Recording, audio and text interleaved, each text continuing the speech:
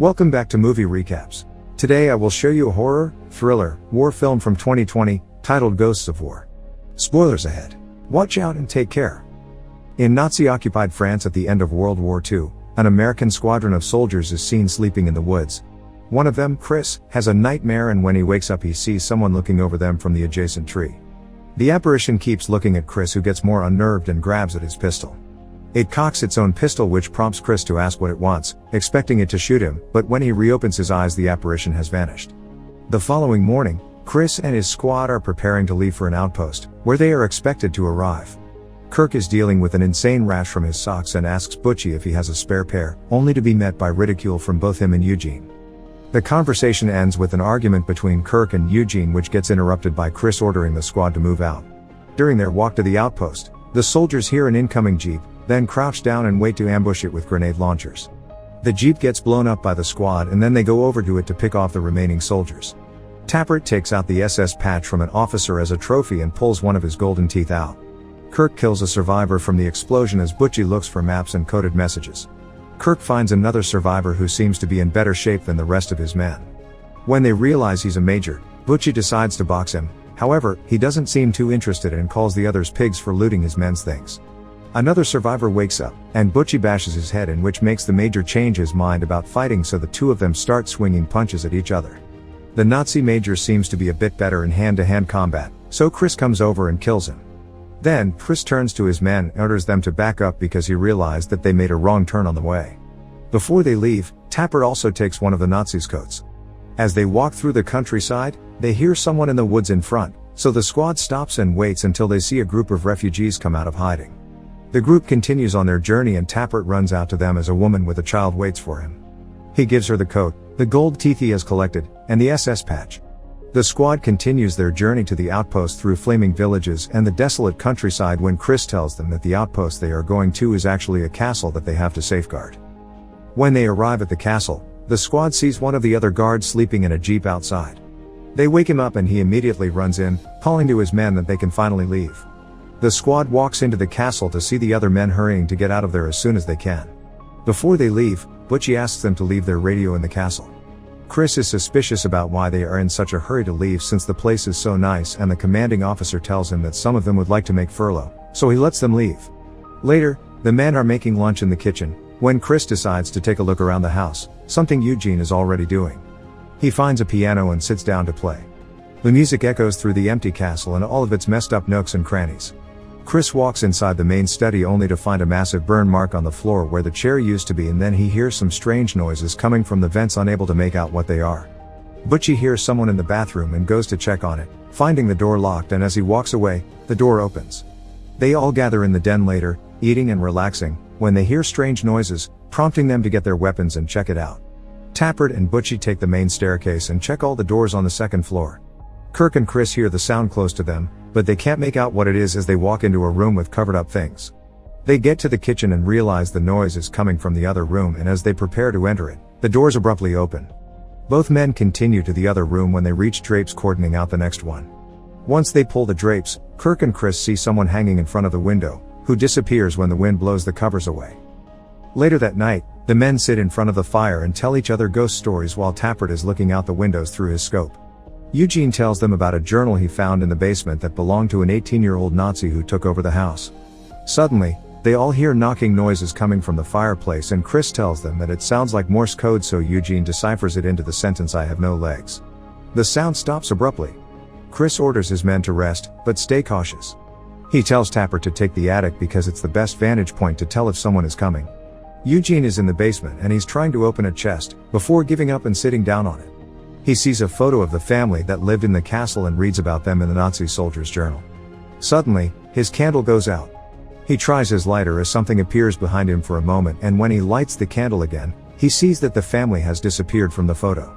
Tappert sets up with a rifle on the attic window. He takes a look through his scope when somebody appears behind him in the room. As he's observing through the scope, he sees a hanged man for a moment, then gone the next. Tappert keeps looking when suddenly a ghost boy appears right in front of his view, scaring him. There's a bang on the wardrobe behind him too. Tappert goes outside to check more closely until he notices Chris staring at him from inside the castle.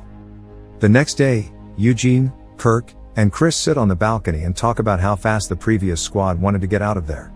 Eugene tells the others a story about Tappert that happened when they were in Paris. He'd found Tappert sitting in a pool of blood, surrounded by the carved-up bodies of 7 teenage Hitler Youth kids. Tappert was sitting with a string in his hands as if he were playing cat's cradle with someone and with a scary look in his eyes. Chris says that he's glad Tappert is on their side when he suddenly shows up on the balcony. Tappert tells them that the last squad wanted to get out of there because they heard a radio transmission about 50 German soldiers passing by the castle on their way to Strasbourg. He advises his comrades that they should hide in the woods until they pass, but Chris thinks they should safeguard the castle. Tappert says that he'll go to the attic to try to spot them in time and tells Eugene to join him. Once there, they begin to prepare it when they find a pentagram on the floor under the rug. Eugene's theory is that the Nazis must have killed the people that lived in the house in a ritualistic way, explaining it with Hitler's obsession with the occult. They don't discuss it further and begin moving the wardrobe from one side of the room to the other. When the wardrobe touches the pentagram, its door closes onto Eugene's fingers, breaking them. He thinks that Tappert did it on purpose and pushes him toward the wardrobe. When he looks into the mirror, he sees the reflection of a hanged woman. Later, Eugene, Chris, and Kirk listen to one of the frequencies on the radio, when they hear something extra eerie. A woman's voice can be heard saying that they are coming for them. They all agree that the castle might be haunted and Kirk suggests they should leave even before the Nazis come. Suddenly, Morse code can be heard coming from the fireplace again. Eugene deciphers it as "if you leave." And as he's writing, something takes over his hand and finishes the line with "you will die." That night, the squad prepares for the arrival of the Nazi troops, with Tappert in the attic and the rest hiding behind a barricade near the entrance. When the Nazis get there, Tappert spots them and signals the rest while the troops gather outside and surround the castle. They try to enter, but since the doors are locked, they get back in their trucks and prepare to leave when a loud banging noise from the attic can be heard. The Nazis come back and begin to attack the castle, with Tappert only able to take one of them out at a time. Suddenly, they throw a grenade in front of the barricade and Butchie jumps on it, taking its full hit. Chris gets thrown across the room, so he gets up dizzy and confused, but still shooting whatever Nazi he can see. More Nazis come inside and Chris runs to the basement, hiding under the stairs and allowing himself ample cover to sneakily attack the officers following him. Meanwhile, Eugene hides in the study when he hears someone behind him and then strange voices coming from the vent. He gets his gun ready to shoot, but when he jumps from behind the desk, he faces no Nazi but a ghost that abruptly bursts into flames. A German soldier finds Butchie's decimated body in the hallway as well as a second one lying next to him. He checks the second body when Chris turns and kills him and the 2 others that show up. Kirk is hiding in the bathroom when he hears drowning noises and children's laughter. He looks over to the tub and sees a Nazi soldier drowning in it. Tappert hears something in the attic and follows it, only to find a Nazi hanging in the middle of the room. The following morning, the squad is gathered around Butchie and consider giving him enough morphine to end his suffering if necessary. Chris orders them to take the bodies of the Nazis outside, and when Eugene and Kirk bring them over to the truck, they are horrified by the sight of what Tappert has done with them. Later, they talk about hauntings and ghosts when Eugene suddenly figures out that everything they experienced in the house was something that the Nazis did to the family that lived in the castle. The family met a gruesome end the day the Nazis came to their home. The father was burned alive, tied to a chair in the study. The son was drowned in front of his mother's eyes, and the daughter was hanged from the rafters in the attic. Their bodies were never buried, so Chris asks if that's the reason why they became ghosts. Eugene goes to check on Butchie. While there, he gets scared by Tappert, who joins him and tells him his version of the Paris story with the Hitler Youth. Eugene realizes that not everything can be easily explained and that Tappert's story carries a different kind of weight, which he dug up when he reminded him of the story earlier. Later, Chris has a nightmare about the tub, in which a ghost appears to him and tries to drown him. While being pulled into the water, he sees 3 masked soldiers that turn into nurses and back to soldiers, before he wakes up. The next day, they tend to Butchie and talk about leaving the castle, even in the face of being court-martialed for leaving their posts. Chris and Eugene go back to the basement to search for anything that might have belonged to the family. Eugene goes to find his lighter and Chris finds the journal, only he sees that the pages are empty. When Eugene comes back, he acts all ominously about it, then Kirk suddenly calls them to come back. Butchie is awake and keeps saying that this isn't real and that it was them. Before he dies, he grabs Chris and tells him to remember. That night, the remaining squad members discuss leaving the castle again. Chris says that they should bury the bodies of the family first and asks to see the journal to find information. The pages are suddenly filled with writing again. Eugene tells him that he'll check the journal for clues as to where the bodies are, but says that they should leave the castle first. The boys bury Butchie in the garden before they leave. Walking back to base camp, they see a trashed ambulance on the road as well as the same group of refugees as before. They keep going further and talk about the possibility of being trapped in the afterlife until they pass by a strange building. Later, they reach the same ambulance and decide to turn around. The squad walks back through the destroyed city they passed before and sleeps in the woods that night. Tappert has a dream that he's being hanged from the rafters in the attic, but he wakes in the woods and sees the word Vetrolek next to his sleeping bag. The next day, the squad passes by the ambulance again, and when they turn around they are faced with the bodies of the Nazis they killed earlier. Eventually, they arrive back at the castle, thinking that it won't let them leave. That night, Chris thinks that he can communicate with the spirits and find out where they are buried. Tappert says the word Vetrolek and Eugene remembers reading it in the Nazi journal. It's an old Muslim curse, stating that if you let evil happen it can come back to haunt you tenfold. That night, the men wait for the ghost to show up and communicate. Footsteps appear before them and are headed straight for Chris, stopping before him. He sees a ghost that grabs him and starts dragging him to another part of the estate. Chris begs them to shoot the ghost, and even though he can't see it, Tappert still shoots in the direction of the ghost. The others follow Chris to the other house, and when they enter something strange begins happening to them and they see images from a different place and time. Then they find Chris next to the bodies of the family. Later, the soldiers bury the bodies and find the last page of the journal stuck to the father. Eugene reads the last journal entry that says that the family wasn't French, but an Afghan, and that they risk their lives to save as many Jews as they can. The page also says that the mother performed a Vetrolek curse on the Nazi soldiers, haunting them to the grave. Later at the castle, Eugene remembers another entry in the journal and reads it again, saying that the words have changed, now reading that burying the bodies only gave the ghost the power to return from the dead. Suddenly, the lights go out, and as Tappert sits in the middle of the pentagram on the attic, the ghosts show up in the castle.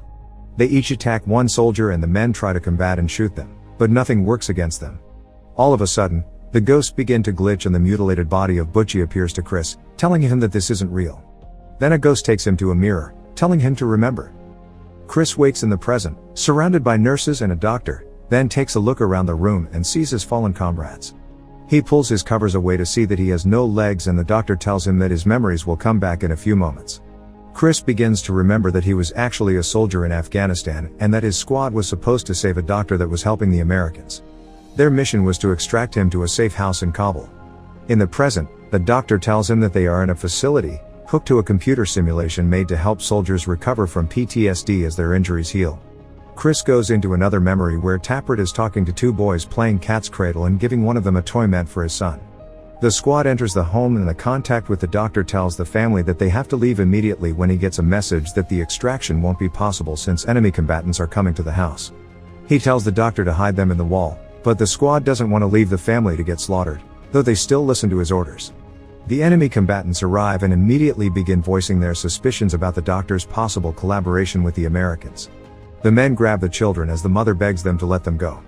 Nevertheless, they still drown the boy and hang the daughter, as the soldiers watch from behind the hiding spot, having already decided that there are too many of them to engage with. Lastly, they soak the father in kerosene and burn him, while the squad does nothing. After the enemy leaves, Tappert sees that the little boys have also been killed. As soon as the squad is out of the house, the mother comes out screaming with a bomb, and even though Butchie tackles her, they all blow up. Chris comes back to reality and asks the doctor why they did what they did. He explains that they had to create a sim in which they were in World War II but in no immediate danger. Butchie woke up one day for unknown reasons, and when he saw his body, he simply died. Chris thinks that everything that they saw and heard in the castle was them sending subliminal messages to themselves. He also tells the doctor that something is wrong with the simulation and asks about Vetrolek. The nurse tells him that they all said the word at one point or another when the soldier remembers the moments after the explosion with the mother saying the word Vetrolek to him. Suddenly, the lights begin to flicker in the facility and the ghosts appear there as well, while Chris is saying that they brought them to life and gave them power. The soldiers begin to convulse and Chris begs to be brought back to the sim to save his men. The nurse agrees and brings him back inside, but tells him that his memory will be wiped. Chris wakes up in the woods and sees the apparition on the adjacent tree and asks what it wants. Make sure to subscribe and turn on notifications so you can watch more videos like this. Thanks for watching.